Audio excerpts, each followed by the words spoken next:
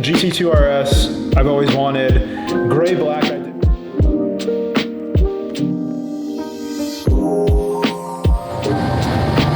Feel better.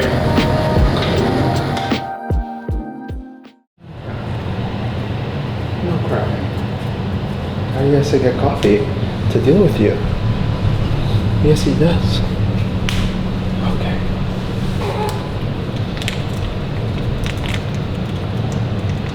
Alright, so this is the best coffee in the world. So I do this every morning, and I literally have to take it with me now when I travel because it doesn't taste, no coffee tastes as good as this. So I do usually either a half pack or a full pack of Replenish in the bottom, and then I'll add organic honey to it. And then I actually put just like a normal espresso over it, and then I mix it together, and it tastes like a coffee hot chocolate. It's incredible, 10 out of 10.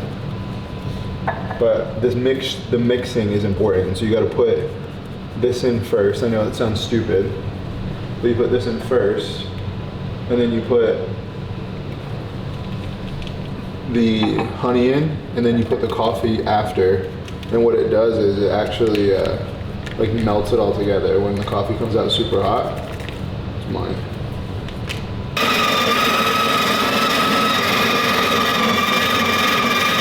It's harder with a baby. You like making a lot of noise in there for no reason.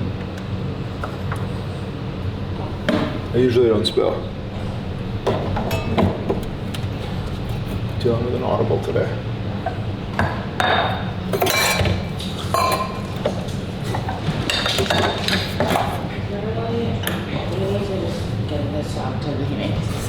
No, we don't. Where's the hose at? No, we don't. So I'm not giving away my dog. Where's the hose at? The hose? Yeah. Say, Mom, all I wanted to do was get out of my stupid fucking bed. Right? This is exactly what I wanted to do this morning. Shit up tonight's ass. But not do that enough. You what? Say hi first? No? What do you think? Your YouTube debut, kind of? Last time you didn't even know you were being filmed. Hey! Someone's happy. What's wrong, Linda? I got peed on. Pee.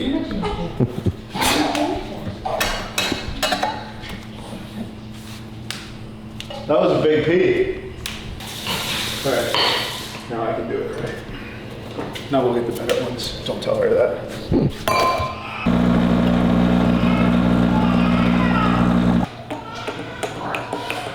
Alright, Serge, honest review. Yep. Tell me. That passed or failed.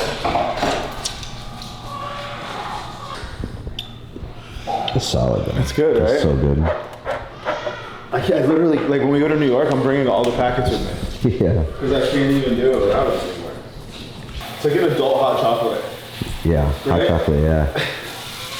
Because sometimes when you drink this hot chocolate, you just feel bad. It's just too sugary. Yeah, there's no sugar.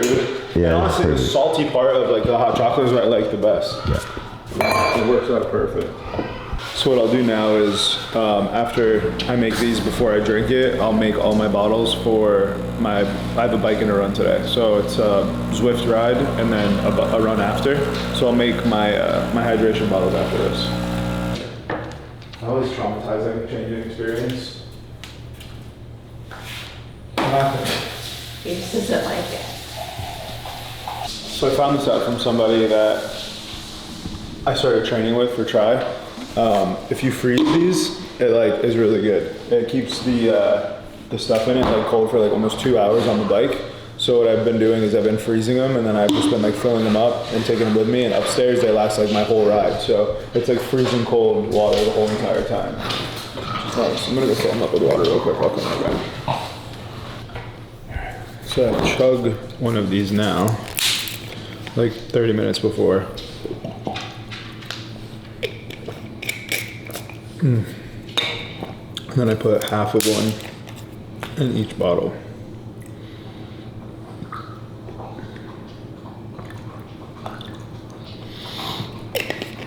And then I do a half. And this is an hour of training, so I should really have one more of these because I think I'm close to 2 hours of training today, but this should be fine. And remember, I have one of these in here too, so I have it's 2 grams of sodium before I train.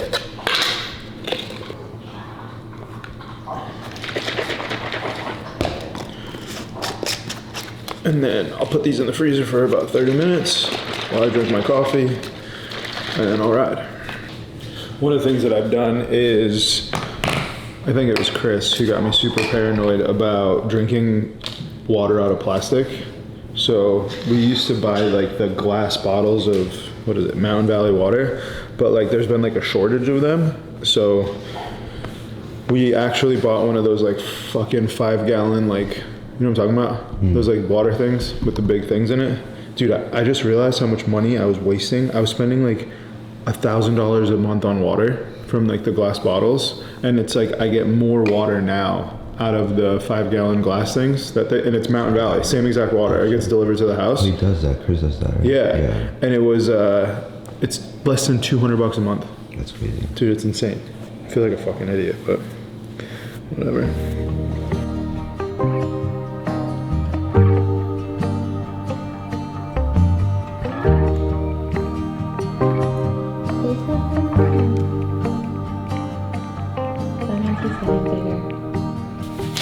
Just keeps your heart rate, yeah? Yeah, it just connects to this. So this like whole setup is basically controlled by my coach. So like I don't have to switch gears on the bike or anything when I change wattage. It does all of that for me, which is nice. All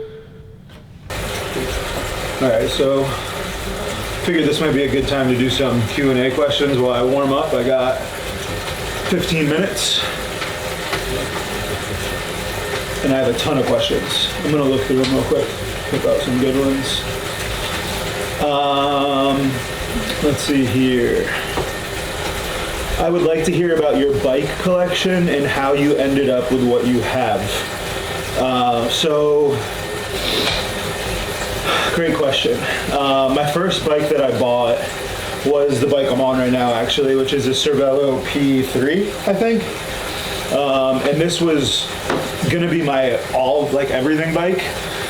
But I just wanted to make sure that I liked this sport and I knew I was gonna be able to spend the time and, you know, do everything I was supposed to do to maintain, I guess you could say. Like, I didn't want to just go out and buy a ton of shit and then like not be consistent and love what I did. So I kept this bike for probably 3 months. And I would take it on and off the trainer. And that's a pain in the ass, just so you know. Like, to doing that, it sucks. And this bike really isn't like great. It's not like a really great bike for triathlons. It's like a big, like an entry-level bike.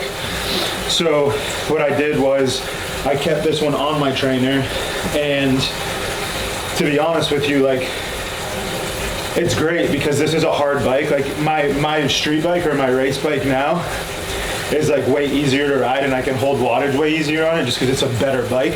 So training on this bike that I'm on is great because every time I go on the street I feel like I'm flying.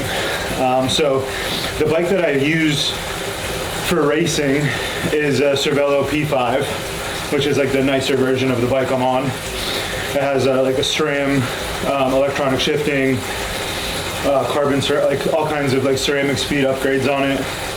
Super badass bike.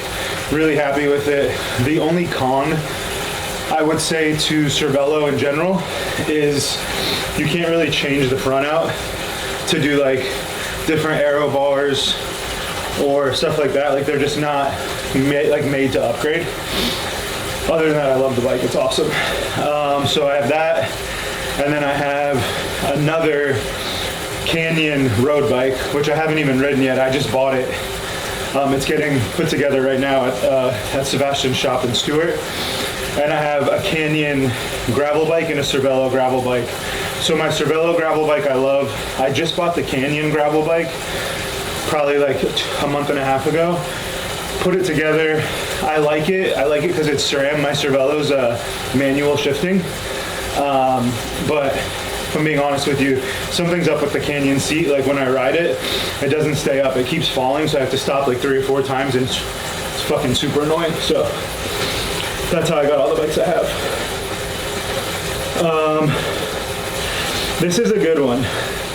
A little bit controversial, I would have to say, but I think it's a good topic to touch on. Why support Trump? Hasn't your company grown 10 times during Biden years? Real question. I ask because MAGA always claims that he is better for the economy, but all metrics say otherwise. Okay, so I'm gonna respectfully disagree. And the reason being is because when you look at statistics and data, especially in something like this, you know, you're comparing Raw or my companies to the average company in the economy, right? And whenever you do look at, you know, these metrics or businesses or, you know, employment rates or whatever it is, you have to take the outliers out of the equation. And what I mean by that is the companies that are doing the worst and the companies that are doing the best need to be removed, and you have to go off of status quo or the majority. You can't say that Biden is the reason why Raw is successful or Biden is the reason why Relive is successful, because if I'm being honest with you, I would probably say that if we had Trump in I guess you could say the presidential seat, we could possibly be in a much better position than we're in right now. But we won't know that, right? But what I do know is we were able to do what we did based off of us working really hard, not because the economy helped. When we were going through everything we were going through, you know, the average person not making enough money, you know, milk, everything being high, protein prices being high for us to buy raw materials, that stuff didn't help us grow. That stuff didn't help us get successful. It was all things we had to navigate through to figure out how to become successful in a time where it was really hard to be successful. So I think that you have a lot of misinformation in that message. But I also think that I hope I gave you a good explanation and understanding instead of just saying, fuck, you know, Biden, here's Donald Trump. It's more like, this is why, right? So the easiest way to answer that, like I said, is we just were able to do something really incredible in a really bad economy. And I'm super grateful for it. I don't take any of it for granted, but do I think we could have done much better or bigger things if Trump was in office and the economy was in better shape? Absolutely, no doubt about it.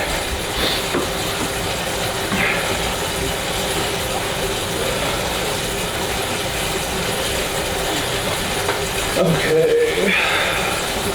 What does CBUM signing with Gymshark mean going forward? This deal we've been working on when I say we, I just helped Chris kind of navigate some of it. For almost a year. We met in, how long ago was that? I think it was, last Dubai Muscle Show is when we met Noel backstage and we talked about doing this. So almost a year ago. And what it means for Chris is exactly what Chris wants. You know, Chris is very big on not representing brands that he doesn't believe in value-wise, morals, ethics. You know, I think that's one thing that I love about Chris. He's not in anything to make a quick dollar. He's there for the right reasons, and if his values or morals don't align with it, there's really no amount of money that's going to make him take it. I've seen him turn down exorbitant amounts of money because it just didn't align with his values. So I think Chris got exactly what he wanted out of this, which was a company that he can stand behind, that he believes in, and that he ultimately has equity in. You know, Chris doesn't want to work for anyone anymore. He wants to promote his own things, and he has every right to do that. And I think that one thing, I think a couple people on here asked like how to get noticed by brands, or how to, you know, grow your following, or how to do this or how to do that. just follow Chris's model. You know, it's kind of funny, and I say it because it's so simple, but yet so many people don't want to do it. It's like the Warren Buffett model for trading, right? Warren Buffett's model is his long-term, right? You buy stuff and you hold it. Warren Buffett's one of the richest people in the world, and he literally tells you exactly what to do to become successful, but no one wants to do it because it takes time. It takes time to do it. And I think that if you look in the influencer space, there is not one person, not one, that has been able to do what Chris has done, all while maintaining his integrity, his morals, his ethics, being a great husband, a great partner, a great father. And he literally has, you guys have the fucking playbook. You guys have Chris's, you can go back on Chris's social media 5 years ago, 6 years ago and see exactly what he did, see exactly how he moved and copy all of it. But you guys don't want to wait. You know, you want it today. And unfortunately, that's just not how this shit works. So that answers that question.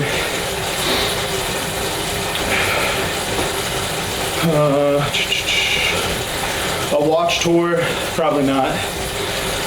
MTV Cribs tour, also probably not. I may show you my garage eventually when it's done.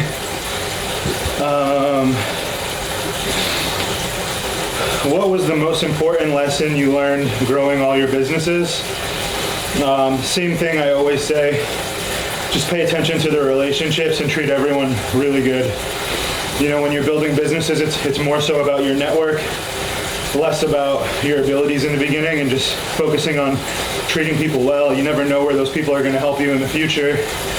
I've been blessed to be helped by so many people and get such awesome advice from so many great people that, you know, didn't need to give me advice just because I wasn't an asshole. So I would recommend doing that. This is from Cole at gt2rs. Can I come back and do a podcast with you on business? The answer to that question is absolutely. I would love that. Whenever you're ready, you come. Let's make it happen. Absolutely. What the fuck does FDOE vlog mean? FDOE. Full day of eating? Because that's gotta be it, right? Okay, yeah, I'll do that for sure. You're gonna be very underwhelmed, but I will make it happen. What's the favorite watch that I own? I'm not too specific on numbers or anything, but Rainbow Daytona, definitely up there. And my Rose Gold Patek Nautilus are my two favorites. Do you think the reason most people fail is because they quit way too early? Absolutely. I think, like I kind of touched on previously before, everyone wants everything now, and that's just not how the world works. You have to put in the time, you have to put in the effort.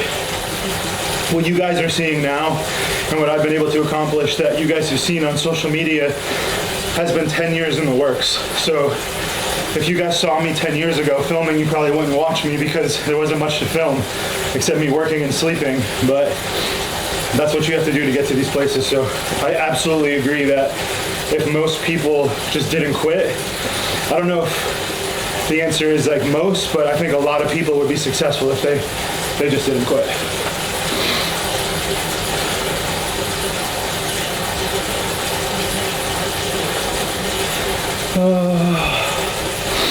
How are you able to manage multiple successful businesses while also becoming a new dad? Well, the first answer to that is my wife is amazing. Truly, like God's gift to earth. So she's been amazing at taking care of Enzo and allowing me to get back into the swing of things and get back to work. But the business aspect of it is my team. I have the best team in the world. There's not one person on my team I would trade for anybody else. And I would not be where I am today if it wasn't for every single person who works with me on a daily basis. So that will always be my answer to that question, no matter how many different times or ways it's asked. I'm nothing without my team.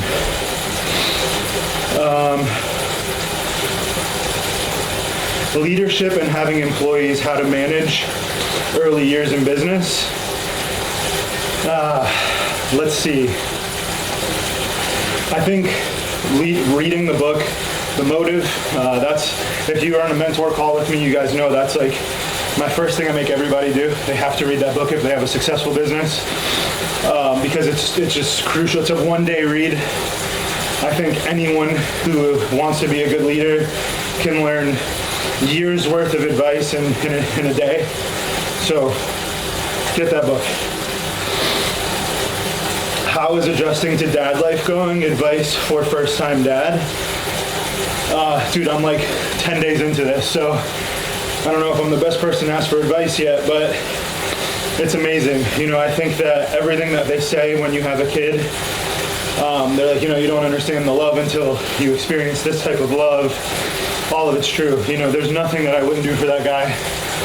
I love every aspect of him. When he just peed on me this morning, you guys will see. I don't care.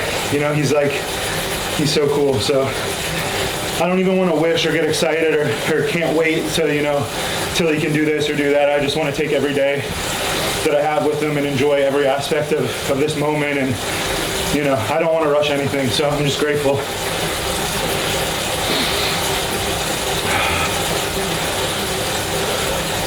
What's your very next career and life goals?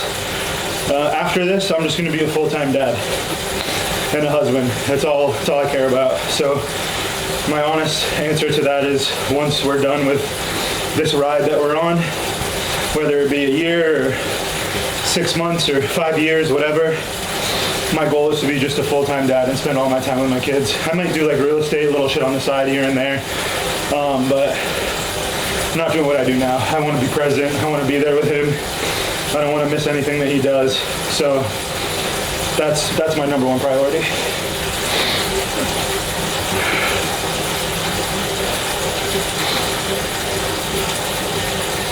Do you ever feel lazy? How much of what you do is done to never actually feel lazy? Great question. I think that there's certain people in the world who, no matter how much they do, they feel like they don't accomplish anything. And I don't know if that comes from having a big workload or if it comes from just having the mentality of, if you're not doing anything productive, then you should be doing that versus doing something else. And I'm definitely one of those people. It's been really hard for me to, really hard for me to be able to step back and really enjoy moments, even in business, right? Like moments of success or, I post it all the time. We've done things that brands celebrate about and never said a word. That's true. The things that we do on a daily basis, breaking records, doing this, doing that. I have a hard time celebrating that stuff because I know that it's really not that big of a deal in the big scheme of things. So for me, I think I battle and struggle with this every day. Happiness for me is hard to find in materialism or in goals because I just want the next thing after that. Whereas I try to focus my happiness on things that money can't buy, which is great. I've learned so much from doing that, relationships, family, health, all of that stuff means so much more to me than, all this other bullshit.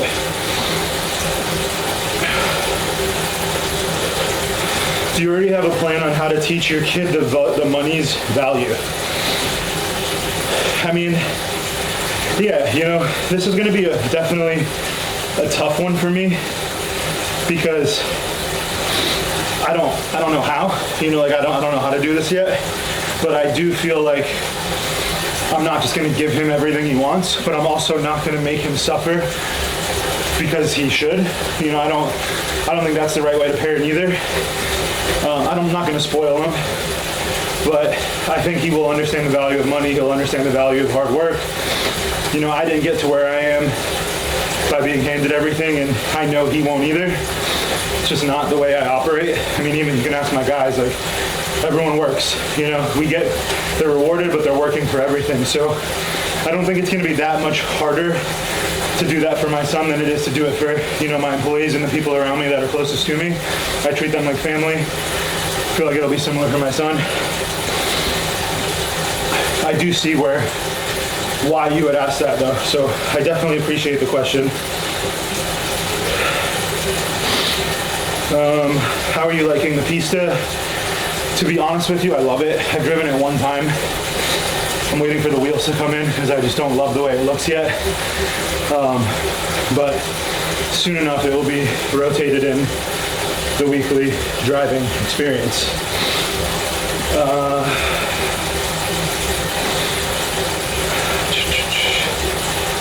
Being such an ambitious person, how's your relationship with happiness?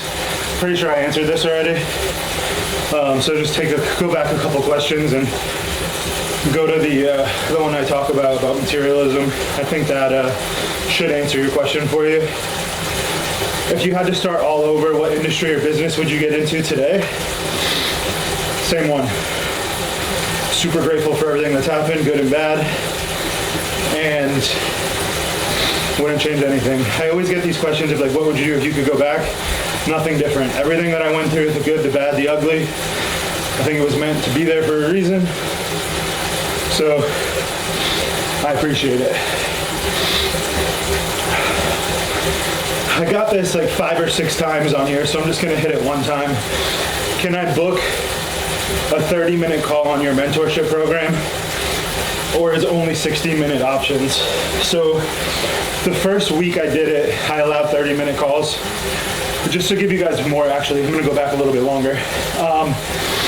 There is, the price that's on Mentor Pass right now is not staying there. I know a lot of you guys have booked and said, how the fuck are you so cheap? Why are you doing this so cheap? And the answer is I just wanted to make sure I enjoyed it. I wanted to make sure I liked it.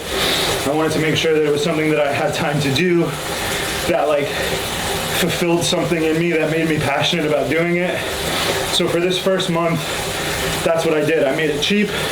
I wanted to get interaction from you guys. I wanted to see how you guys enjoyed working with me.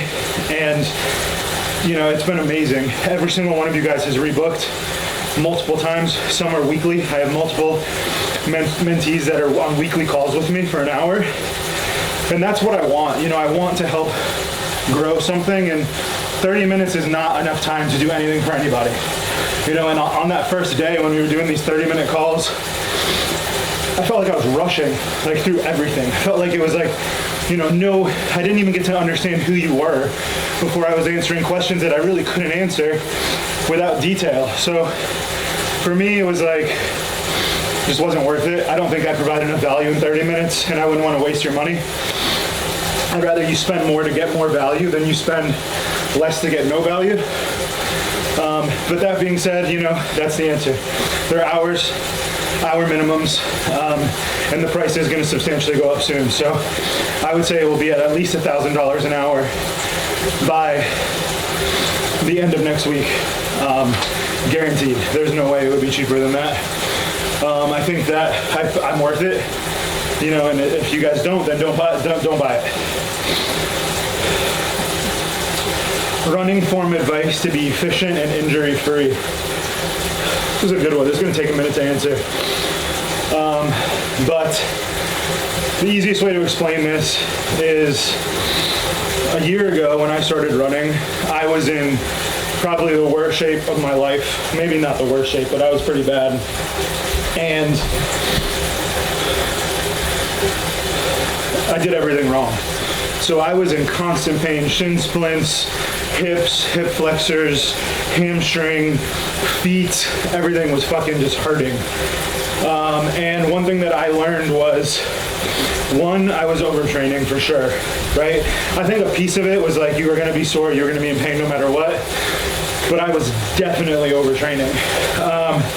2, and this is something that I think is just something I learned from doing, is when you start getting into any type of an endurance sport or endurance training, it's all about your heart rate, right? So the goal is to take your age, subtract it from 180, and that's your zone 2 work, right? So that's where you want to stay when you're doing any type of running for long distances. And I didn't do that. And I didn't do it because I was more focused on my time per mile than I was on just getting healthy and building my endurance. And I think if I could go back, I always say I wouldn't change anything. I would probably change this. I would have fixed that sooner because it really delayed my ability to get better. I was the second or the moment that I like set my ego aside and I was able to really focus on my heart rate, focus on my time, my length of training in that heart rate versus my speed in the mile, is when everything started to change for me. So, you know, the goal for me, or for any new runner, and I guess this is a question I get asked a lot too, is, you know, figure out what that is, your 180 minus your age. I think mine, that brings me to like 150, like 176 or something like that.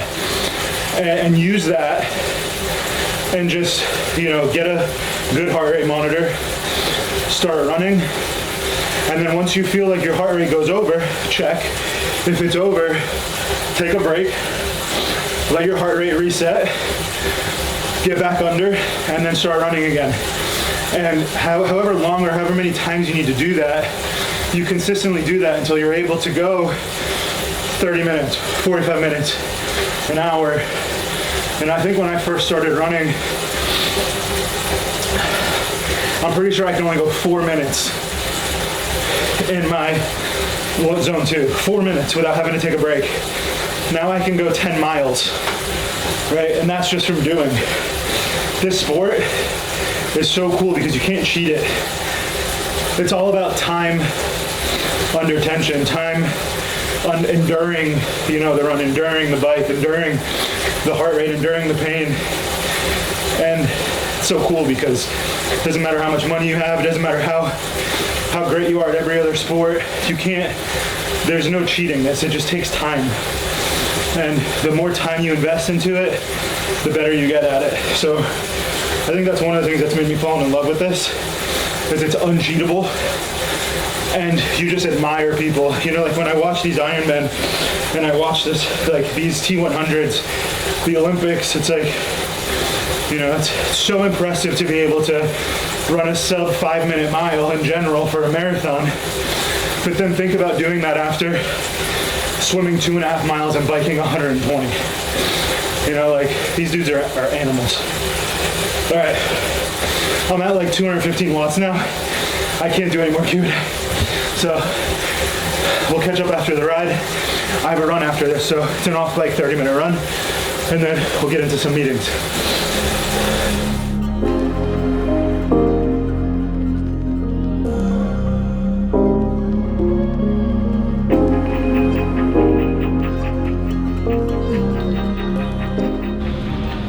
All right, so just finished that. I usually have to wipe this disastrous, gross mess off the floor. Looks like I literally spilled, what, like a bottle of water right there? Try to get as much sweat off of this as I can and cover like all the bolts, because my sweat like erodes the screws. But good ride, really good ride. That was a triple brick. I did a 10-minute, 8-minute, and a 6-minute, and they're getting easier, I will say. The longer I ride on the weekends, the easier these get. So it's been great. Now let's go run. All right, guys, we are just finished the bike. It was an hour and 40-minute bike. We're about to do about 3.5, 4 mile run. It's a 30-minute run. It's an off bike run. And I was thinking about something. One of the questions I didn't answer yet that I think I really need to like touch on is, when I look at my messages on Instagram, it's like the same fucking 10 or 15 people who are constantly asking me this question about, you know, entrepreneurship and how to do this and how they're starting this or they're starting that and they're not getting anywhere. And between just being fully honest, I think the worst thing that you guys can fucking do is lie to yourselves. And what I mean by that is when you wake up in the morning and you say, hey, you know, I'm gonna do this and I'm gonna do that and I'm doing this, or, you know, you're telling other people all these things you're doing, but you know you're full of shit, you're so much better off looking at yourself in the mirror and literally just saying, I'm being a fucking bum and I'm being lazy and I'm not doing everything that I can do to get to this point in my life, because that's gonna resonate so much deeper with you than you lying to yourself. And the only person you're really fucking lying to is yourself. So like, my advice advice to you is if you're not doing everything you can do, or you're not participating in everything that you can be to be successful, just own that shit. Tell it to yourself on a daily basis until you start taking yourself seriously, because the bullshit you tell yourself, your brain will actually start to believe. But if you're truthful and you're honest with yourself, you're gonna see yourself go so much further in life. So I'm gonna go hit these 4 miles. I'll see you in a little bit.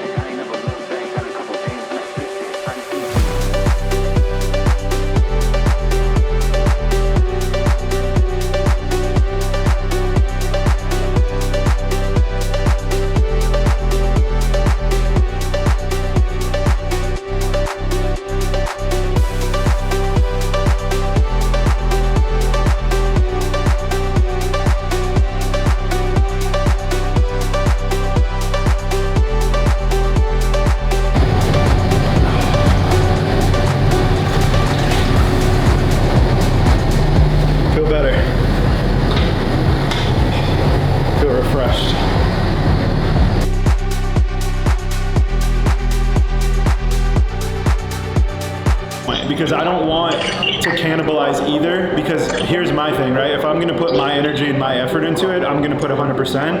And let's get a marketing plan together. Let's get let's even like a 2 or 3 page deck put together with costs, and let's get it sent out. All right, so it was like the day I think Enzo was born, which was August 28th, I got a notification on my phone that someone had traded in a exactly car that I've been looking for forever, and I decided to get it. Funny story, the guy literally came to my house on Sunday. I paid cash for it. Literally one of my dream cars. So GT2 RS, I've always wanted. Gray black, I didn't even know was an actual color. It's a paint to sample color that Porsche makes.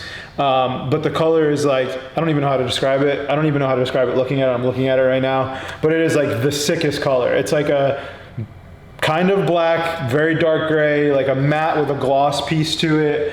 But anyways, GT2 RS is like a grail car for me. I've wanted one of these. I also have one of the new GT3 RSs on order, so I'm hoping that comes within the next 6 to 8 months. The car is absolutely insane. If you guys know, I had the Chalk 911 Turbo S, the 2023. I loved the car. I also had the new GT3 2024, and I sold both of them because of the GT3 RS that was coming. And I miss my 911 Turbo a lot. My Turbo S was something that I really, really almost regretted selling. It's just such a fun, fast, comfortable car. And when this popped up, I was like, fuck, I have to get it. And I am absolutely in love with it. So if you guys can see, full YSIC, gray, black, every carbon fiber option. I mean, the car is absolutely insane, just absolutely beautiful. And here it is. This thing's sick, dude. Dude, this car is absolutely insane. It's like a midnight. I don't know how to describe it. The color is just nuts. I'm also really excited to get these cars off the lifts and back in the garage in the back next week, because I truly miss driving these, especially my Maybach. I think the car has literally been driven by Vossen more than it's been driven by me, and I want to drive it, but my SV and my Bronco don't.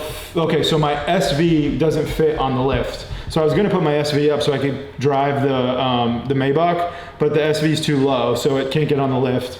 And then the Pista, I ordered new wheels for from Vossen, so I'm waiting for them to come, but the wheels should be here any day. So I wanted to keep that down so when they come and pick it up, they can just come and grab it. So yeah, these are obviously not problems. These are awesome problems, but I'm really excited. My A12, this is my favorite car.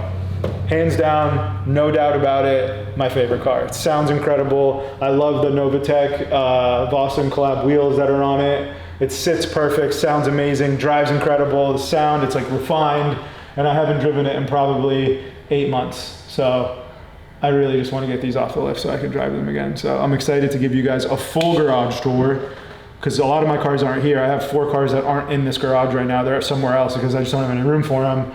once that's done. So everyone who's asked, I know that was like 30 questions on the Q&A. I promise you, once the new garage is done, I will do a tour and I will show you guys all the cars in one spot.